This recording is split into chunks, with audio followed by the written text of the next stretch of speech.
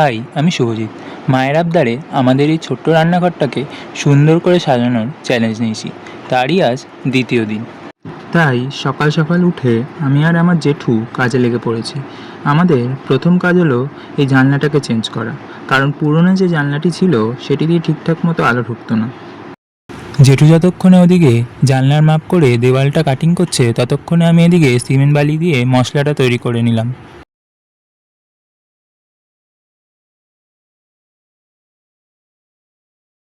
এরপর নতুন যে জানলাটা বসাবো সেটাকে ঠিকঠাকভাবে সেট করে বাকি যে ফাঁকা জায়গাটুকু ছিল সেটুকুনি গাঁথনি করে দিলাম।